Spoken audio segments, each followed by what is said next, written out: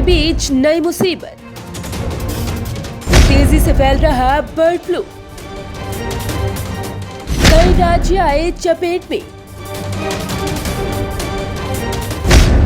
इंसानों को भी खतरा।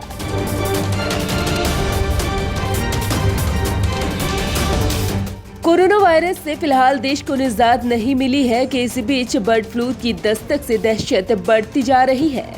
केरल ने जहां इसे आपदा घोषित कर दिया है, तो वहीं अन्य राज्यों में इसकी पुष्टि के बाद पशुपालन विभाग के अधिकारियों को निर्देश दिए गए हैं कि पोल्ट्री पक्षियों में कोई लक्षण नहीं दिखा, फिर भी पोल्ट्री और पोल्ट्री उत्पाद बाजार, फार्म, जलाशय और प्रवासी पक्षियों पर विशेष निगरानी रखी जाए।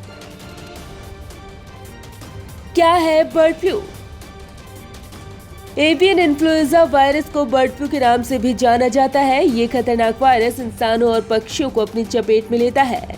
बर्ड फ्लू संक्रमण से मुर्गी, टर्की, गीस और बत्तख की प्रजाति जैसे पक्षी अधिक प्रभावित होते हैं।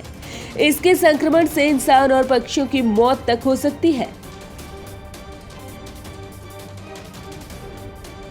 ये राज्य आए चपेट में। देश में अब एक और खतरा तेजी से बढ़ रहा है। कोरोना वायरस के नए स्ट्रेन के बीच देश में अब एक और खतरा तेजी से बढ़ रहा है। कोरोना के बीच देश के कई राज्य बर्ड फ्लू की चपेट में आ गए हैं। मध्य प्रदेश, राजस्थान, हिमाचल प्रदेश के साथ ही केरल और पंजाब भी बर्ड फ्लू की चपेट में आ गए हैं। इन राज्यों में पिछले कुछ दिनों में ही सैकड़ों पक्षियों की मौत हो गई और फ्लू को लेकर सरकारों ने भी अलर्ट जारी किया है। केरल के पशुपालन मंत्री के राजू ने कहा है कि केरल में 2 जिलों अलपुजा और कोट्टायम में सोमवार को हाई अलर्ट पर रखा गया है। उन्होंने कहा कि 50,000 बतखों को जांचा जा रहा है कि कहीं उनमें बर्ड फ्लू के लक्षण तो नहीं।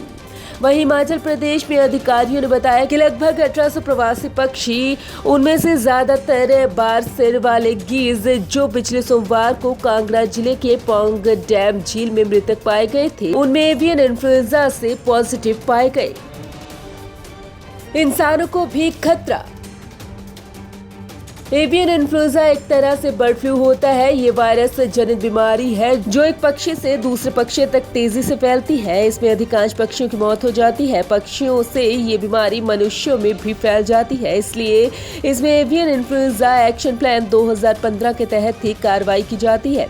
एवियन इन्फ्लुएंजा एक संक्रामक बीमारी है जो पालतू और जंगली पक्षियों की कई प्रजातियों को प्रभावित करती है। सामान्य रूप से ये संक्रमण पक्षियों में पाया जाता है, लेकिन कभी कभी ये इंसानों समेत अन्य कई स्तनधारियों को भी इन्फेक्ट कर सकता है। जब यह इंसान को संक्रमित करता है तो इसे इन्फ्लुएंजा कहा जाता है। बर्ड फ्लू का इलाज। किसी मरीज को बर्ड फ्लू हो या नहीं, इसकी जांच डॉक्टर पॉलीमरेज चेन रिएक्शन के जरिए की जाती है। इस टेस्ट से पता चलता है कि आपके शरीर में बर्ड फ्लू के वायरस या न्यूक्लिक एसिड है या नहीं। इसके आधार पर डॉक्टर ये पता करते हैं कि इंसान के शरीर में किस तरह का बर्ड फ्लू वायरस है, यानी H5N1 है या फिर H7N9 या कोई और वायरस है। अगर ऐसा पता नहीं चलता तो डॉक्टर खून की जांच करके एंटीबॉडी का पता लगाते हैं। अगर सही समय पर बर्ड फ्लू का इलाज नहीं होता तो आपको इस तरह की गंभीर बीमारियों की समस्या हो सकती है।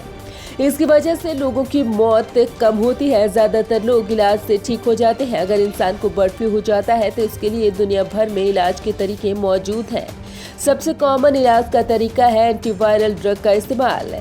इसमें ओसेल्टामिवर, पैरामीवर और जारामीवर जैसे एंटीवायरस दवाओं का उपयोग किया जाता है। ओस्टामीवर को टेमीफ्लू नाम से भी जाना जाता है, जबकि जारामीवर को रिलेंजा नाम से भी जानते हैं। बचाव का तरीका। बर्ड फ्लू से बचने का सबसे आसान तरीका है कि संक्रमित पक्षियों इलाकों से खुद को दूर रखें, क्योंकि बर्ड फ्लू का वायरस पक्षियों के थूक, स्वैब और मल में होता है, तो संक्रमित इलाकों से दूर रहने में ही भलाई है, क्योंकि इसका वायरस इंसानी शरीर में आंखों, नाक और मुंह के जरिए जा सकता है। हवा के साथ ये वायरस तैरते रहते हैं। अगर बर्ड फ्लू फैलने के बाद भी आपको मुर्गी या अंडा खाने का मन हो तो आपको उसे कायदे से पकाना होगा। अगर अच्छे से पोल्ट्री उत्पाद नहीं पकाए जाते तो आपको बर्ड फ्लू के अलावा कई अन्य बीमारियां भी होने की आशंका है। जिस तरह से भारत में बर्ड फ्लू फैल रहा है, ऐसे में आपको चाहिए कि आप पोल्ट्री फार्म ना जाएं, उन राज्यों में ना जाएं जहां बर्ड फ्लू फैला हुआ है। बाहर से पका हुआ पोल्ट्री उत्पाद ना खाएं, साफ सफाई का पूरा ध्यान रखें। Bureau report, Punjab Kesari group.